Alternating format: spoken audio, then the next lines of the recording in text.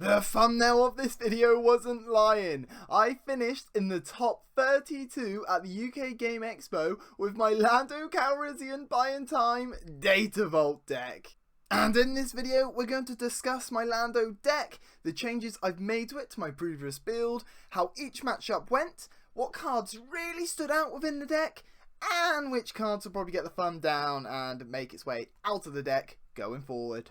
But before we do that, if you enjoy StarWarsUnlimited content, then make sure to like and subscribe, because I'm always posting out all these new deck videos, and gameplay videos are coming very soon, and I don't want you guys to miss out. And one last thing, before we get onto the deck, I just want to have a quick word about the Expo. So the Expo itself was actually amazing. Thank you guys for hosting an amazing tournament. Honestly, I absolutely loved it. I've never been to anything of that scale before, and I was amazed with how well it just all runs. Not just that, the whole tournament ran really smoothly, and well, I actually got to feature on one of their live stream duels. So if you haven't seen that, make sure to go check it out. I have linked it in the description below. Also, a massive well done to all the StarWarsUnlimited players. There were 157 of them. That's insane. And for those who are wondering, this Lando deck came 27th, so I am amazed by that. And for coming 27th, we got these cool badges. The aspect one's, it's fairly decent, but I really like this one. And of course, we got event exclusive. And well, I actually managed to get 2 of them. And the second one, I managed to get signed by a few of the developers of the game because they were there themselves. How cool is that? Have a look at this bad boy. They're really nice blokes, and I was so happy to meet them. And hopefully they can keep up the great work with this amazing game and keep bringing forward some amazing sets for us to play. But yeah, the Expo was amazing. I loved it. Everyone there was so nice, and every single person that I played against was a really nice person and also a really good player.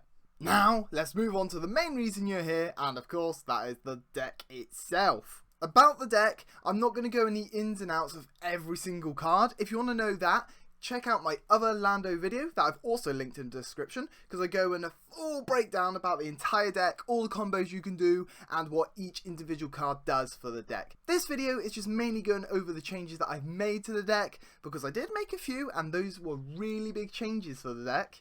And with that said, let's crack on to this deck.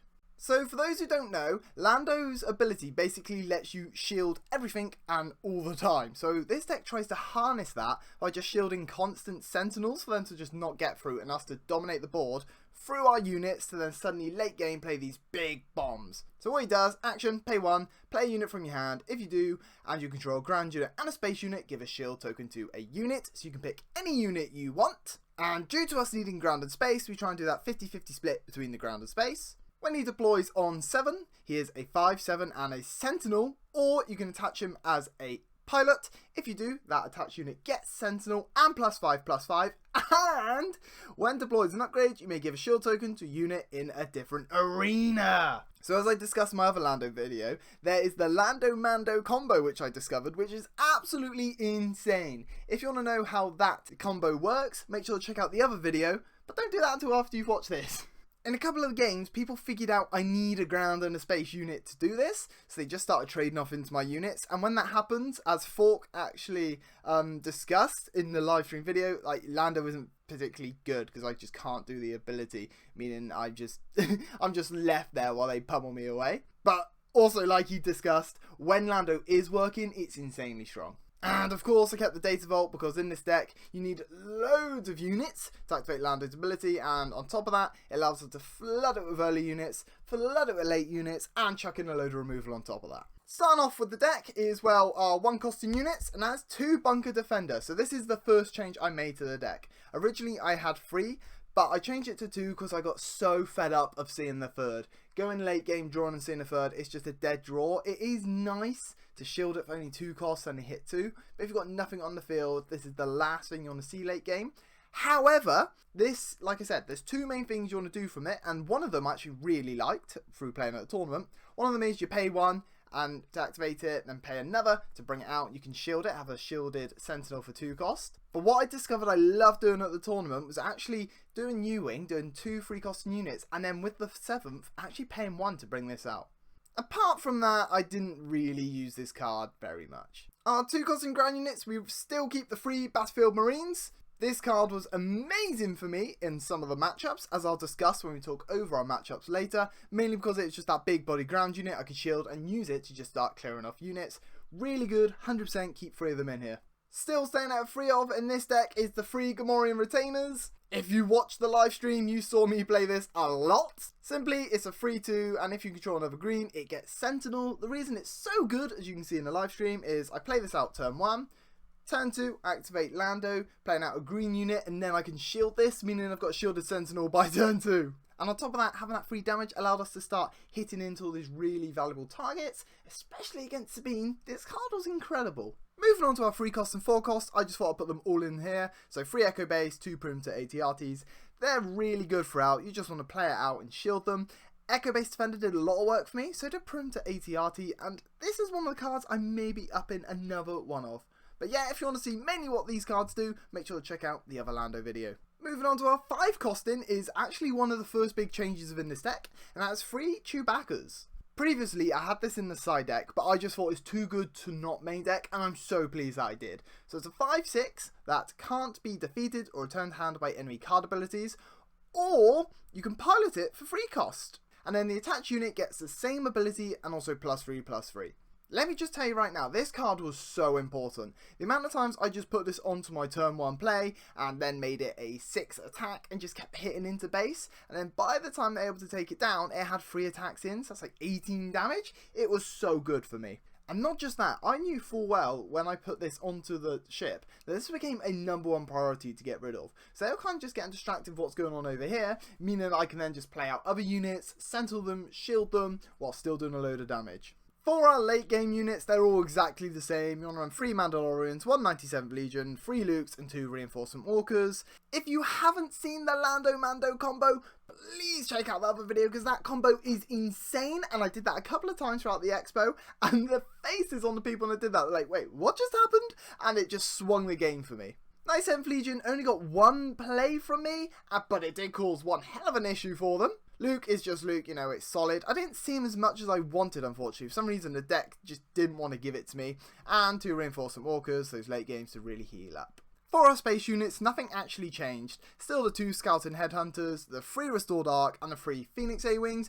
By the way, this Scouting Headhunter massively performed. It did so much better than I thought it would. And of course, nothing's changed for our 3 costing space units. We want to run 3 Blue Leader, 3 Eager Escort, and 3 Concord Dawn. Let me tell you right now, all of these were some of the best cards for me throughout the day.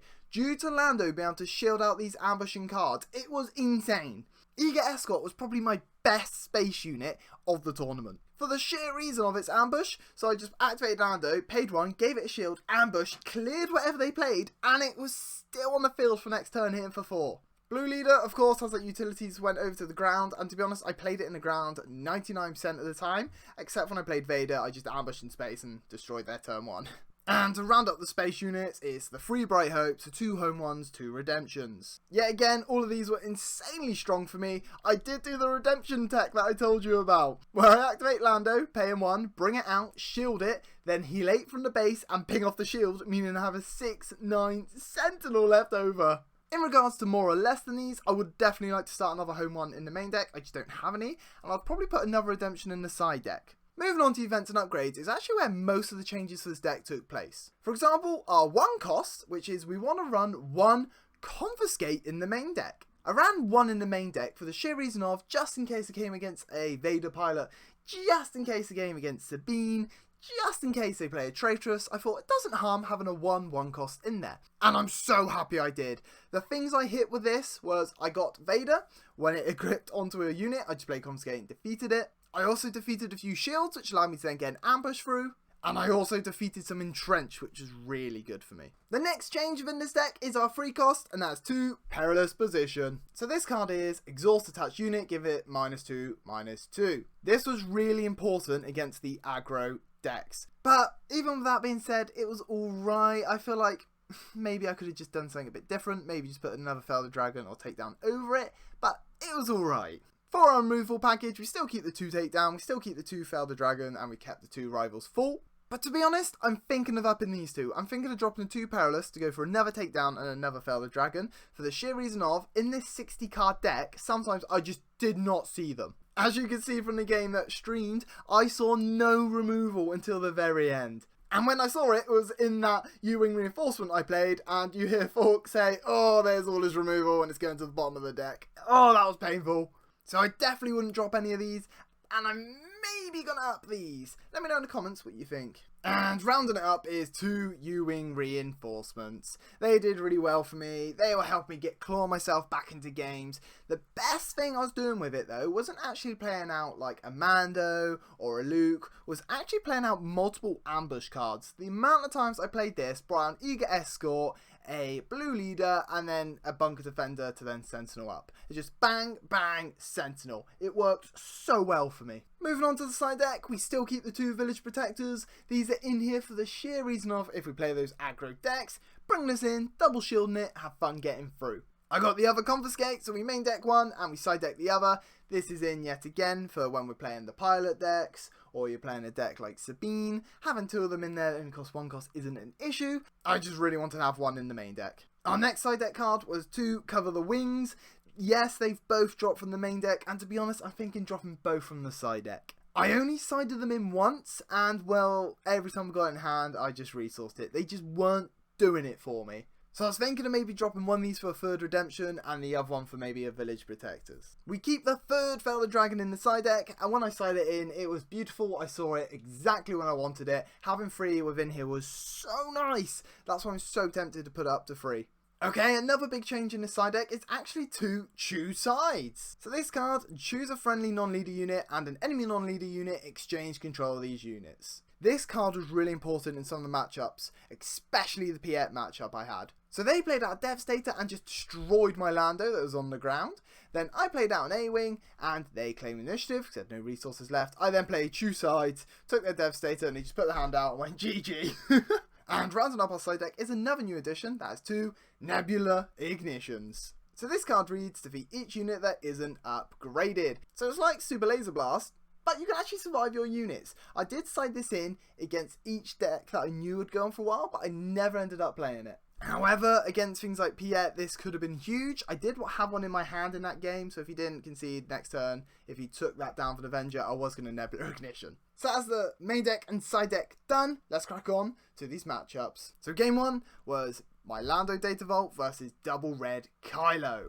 Going into this matchup, I felt really confident, to be honest. With all the Sentinels we had, I thought this is going to be tough because I have to slow him down, but it's in my favour. Game 1 went exactly that way. I just played out Sentinel after Sentinel after Sentinel, shielding each of them up. They couldn't really do much. They played out Kylo. I did a bit of removal, and then my Lukes came down, Lando deployed, boom, won the game. Game 1 was quite comfortable, to be honest. However, game 2, I didn't see a single ground Sentinel. Keep in mind, I also sided in my Village Protectors. I don't know how or why that happened, and because of that, Kylo just ran through me like, I think like 5 resources, maybe 6, it was just over. Going into the 3rd game, unfortunately, it was the same sort of story. I didn't see any ground Sentinels. I saw 2, one on my 5 resources and one on my 6 resources, but by that time, it was pretty much over, and fair play to my opposition, they did one hell of a move to win it. So I had a Village Protectors. I actually had 24 damage on their base,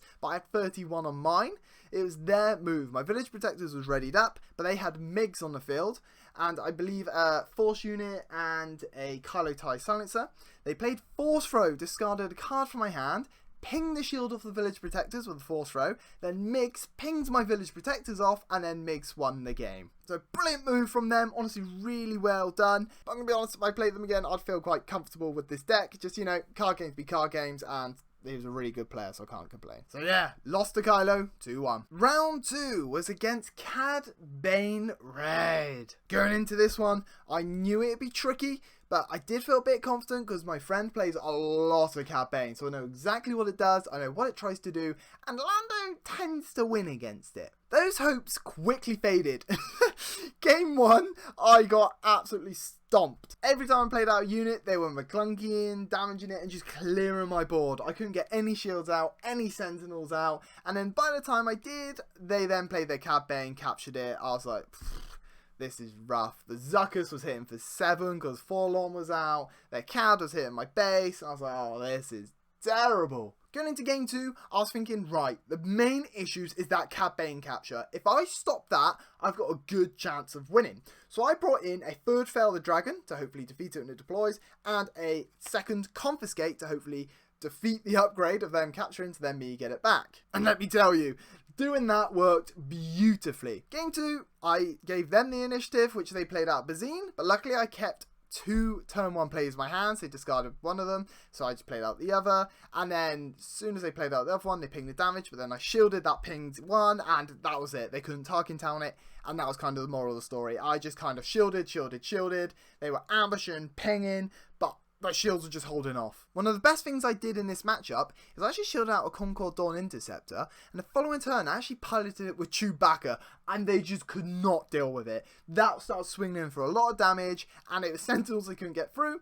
By the time I defeated it, it was on my deployed turn with Lando, and yeah, that was pretty much it. Do you know what was even better? They did play out their Cad Bane, they did capture some cards, and that third Fail the Dragon was in my hand. I instantly failed the Dragon, got all my units back, and they had nothing on board, and I had about 4 units, including my leader out. The game 3 was more of the same. I just had all the right answers to what they were playing out. I had takedowns, rivals falls, shields were going out, and I kind of won that one quite quickly, I believe. I don't think they drew the best in that one, which is unfortunate for them, but they were a really good player again, and GG's to you, and GG's of course to game 1. But yeah, end up winning against Cad Bane Red 2-1. Game 3 was against Cad Bane Data Vault. So I was a little worried going into this one, because I knew Cad Bane Data Vault was a bit of a hidden gem. I knew it was pretty good. And my hopes quickly sunk when I had no turn 1. Even after a mulligan, and with 16 turn 1s on the deck, I didn't have one.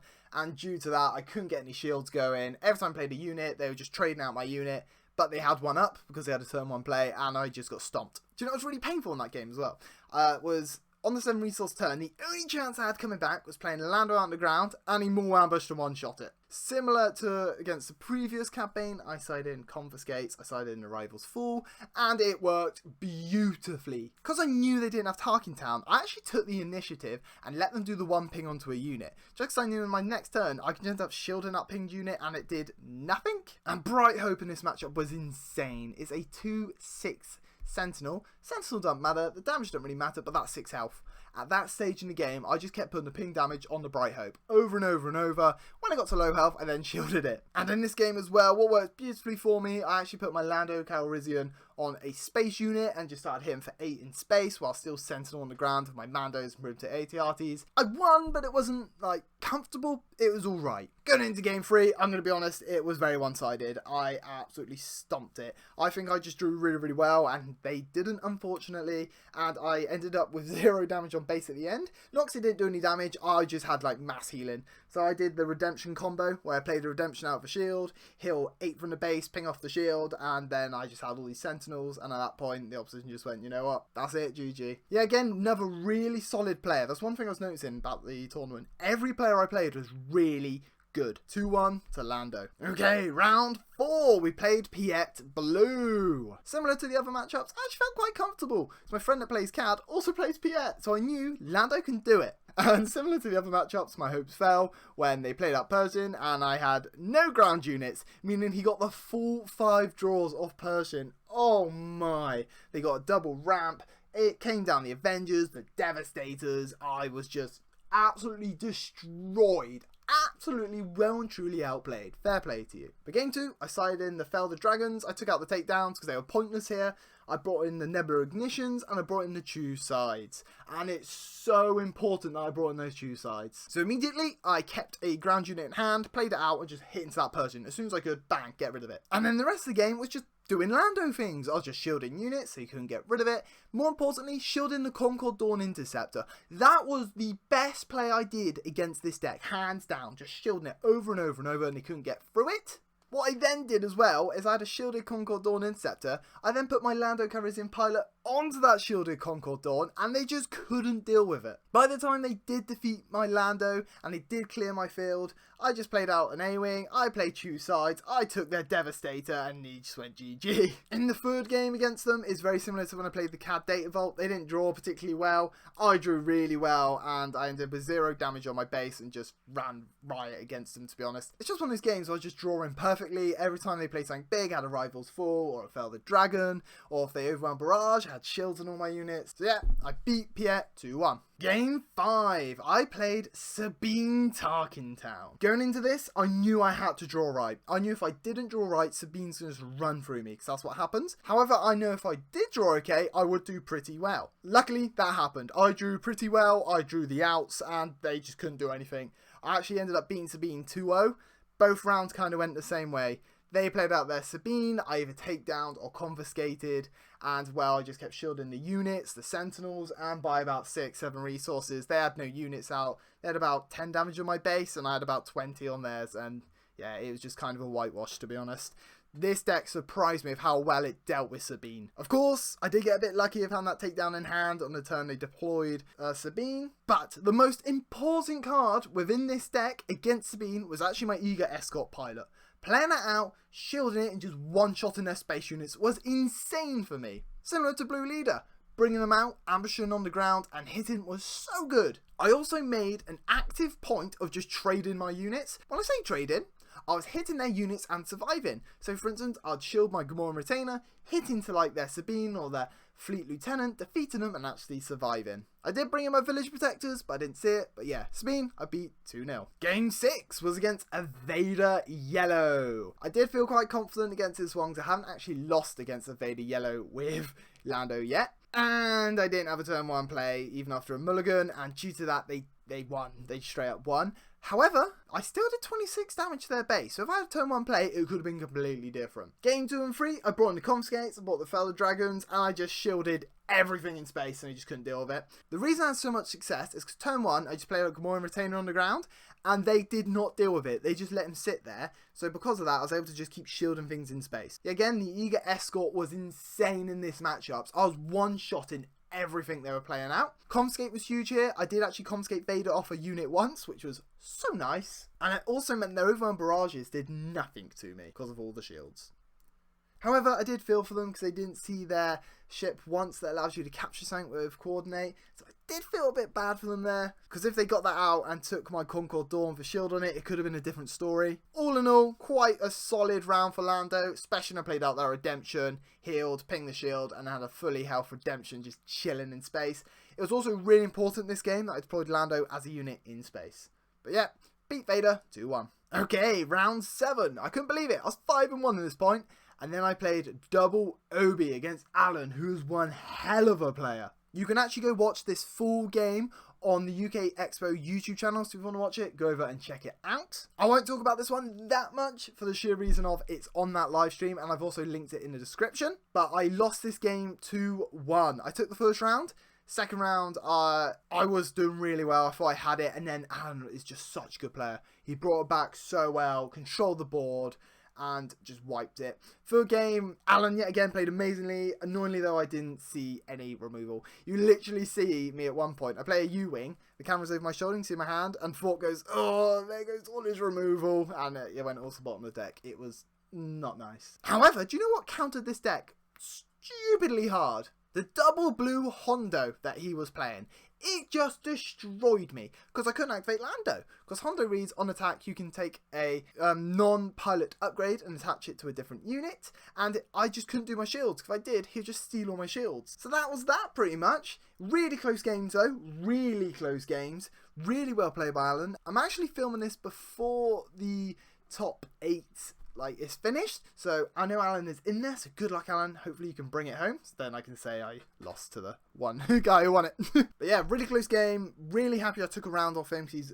a fantastic player, and well, I made a few mistakes in this game. There's one towards the end where I put Lando on the ground instead of putting it on the pilot, and if I put on the pilot I'd have an 8 attack space unit, but I was scared he was going to entrench it because that's all he kept doing. He did turn around to me after the game, said he had no entrench, and if I did that I would have won. But hey ho, I didn't know that. I did what I thought was right. I did my best, and yeah, I'm happy I got a win against him. But 2-1 to Alan.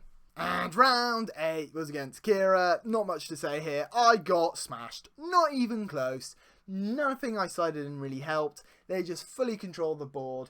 Every time I got a bit of advantage, they just super laser blast, cleared it out, followed up with Avenger and Devastator. I did choose sides, but then they super blasted again, and yeah, I just got smacked 2-0. But all in all, I finished 5-4 free with Lando is insane. Finished 27th.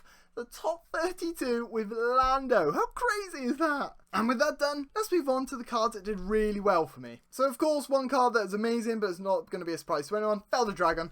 Unbelievable card. That's one thing I put free in. It just helped more than anything else. The next one is Bright Hope, just being a 2/6 Sentinel, and well, just because it's more important against these Cad Bane matchups, because it's like a sponge for all that damage, and well, I put Chewbacca onto it a few times, making it a 5/9, and because it is 4 cost, it meant Traitorous couldn't steal it. Blue Leader and Eager Escort were both unbelievably good for me. Eager Escort, I'd probably argue, is one of the best space units I played on a day. It did so much work for me. Blue Leader had its versatility and be able to go into the ground and hit things, but Eager Escort, honestly, blew it away with how good it was. Shield it, ambush, bang, trades into so many good targets. And sticking with the space theme, Concord Dawn was unbelievably good for me again. Yet again, put a shield on it, and they just couldn't get through it. It was taking like 3-4 units down with it, and especially against the Vaders, it was insane. Some of the main big ones on the ground, of course, there's the Lukes and stuff, but I'm not going to talk about that. We all know how good Luke is. We've got Echo-based Defender. Bringing this out and shielding it was so good for me. This made so many problems for opposition because it's just one shot in everything they played out, and every turn I played a card out of Lando, I was just re-shielding the Echo-based Defender, meaning this was like permanently shielded. Gamorrean Retainer, another card that was so good for me.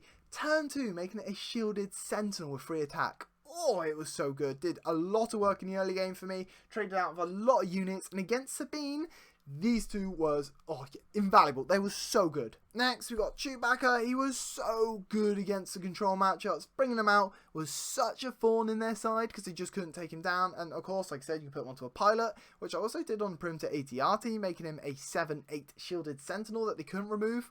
Ooh. And round it up is the Mandalorian. Come down 5/6 Sentinel with a shield Lando, and putting the 2 shields on something else was so good. This stalled me out so many games, or they had to do a good bit of removal on it. The amount of times I baited Felder Dragon onto the Mandalorian to then follow up with Luke on the next turn was insane. But please remember, the Lando-Mando combo was so good, and if you want to see how it works, I'm going to keep plugging it. The other video goes over that. So that was the Expo, the deck, and the matchups. Hope you guys have enjoyed that one. Please let me know in the comments what you think about this deck, and well, any changes you would make to it. I had a really great time, and I am over the moon with how Lando did. I did not expect him to do this well. I had a feeling he'd do alright, but I didn't think it'd be this good. And GG to all my opposition. I've already said it, but they were all really good players and really nice people as well. So thank you guys for the games, and well, good luck to your future tournaments. And thank you to you guys for watching. If you enjoy StarWarsUnlimited content, don't forget to like and subscribe, and hopefully I shall catch you guys in the next one.